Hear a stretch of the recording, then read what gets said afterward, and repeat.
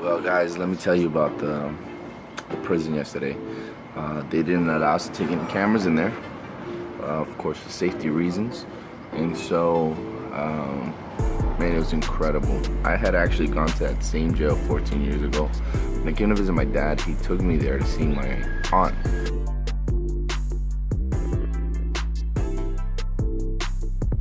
And so I remember the courtyard there. I remember having lunch with my aunt there.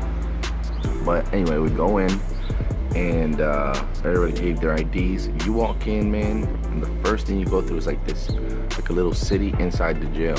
And so you're walking through and the inmates are there and they're very polite, you know, saying hello as you walk through and saying thank you for coming, and very polite.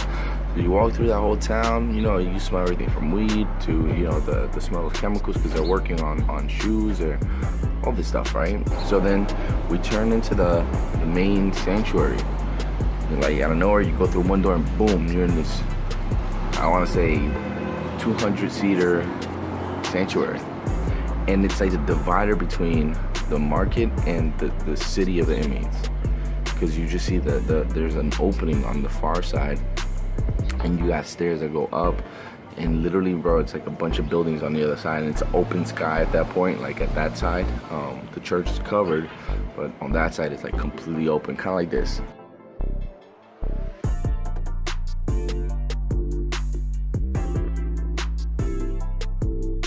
And that's where more inmates are. So the brothers and sisters of Christ, man, encouraged, they're there. The worship, man, was so powerful. These guys worship with everything, man, and the team was a fantastic team. I mean, you're kind of looking at them like, why are you even here? What could have put you here? You know what I'm saying? Like, because they look like a transformed people. I got a sticker on my tattoo because the number 13 here is very significant because of the MS-13.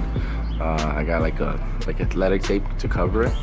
I mean, this is my anniversary date, but over here, the number 13 has a completely different significance. It's time to preach, and I'm preaching off of Acts 16.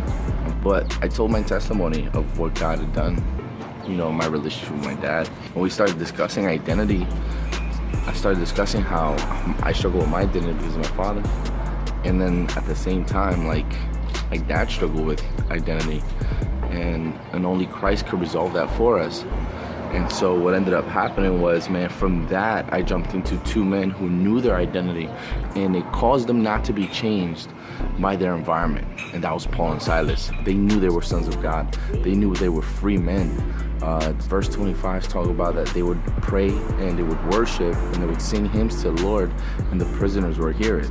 Well, technically, Paul and Silas were prisoners, but in the text, they weren't identified as prisoners. They adored God, they worshiped God, but the prisoners heard them. In other words, the freedom that God gives us is in our identity, not our position, not our life's conditions. And so, man, the Lord just started dropping bombs on that and expressing to us his identity and how he brings wholeness to our identity so that we can be confident in all things, so that we can come to him and approach him in prayer, so we can come approach him in worship, a worship that is powerful. And I really do believe, man, that there is some things powerful, some special happening in Honduras. I really do believe that God's going to use those brothers. Man, by the end of it, I made an altar call for brothers who need forgiveness, or to forgive someone, who need the strength to forgive someone, and brothers who feel like they're disqualified because of where they are, disqualified from the call of God. And man, we just ministered, bro, and God just rocked the house, man. I'm telling you, yesterday, I stepped into a whole new place, man, and I even received a prophetic word for Pastor Carlos Tercero, man, and he just dropped bombs that, man, that I've shifted now, and now we're going into healing fathers and sons, and preaching to a whole younger generation. And he says that the Lord's going to take me to many other places. That this is barely the beginning, and this is exciting, you know, because I really do believe that this moment with my dad sealed the deal and opened the doors for a brand new thing. So it was an incredible night, to say the least. Unforgettable trip altogether. You need to come out here. Point blank, period.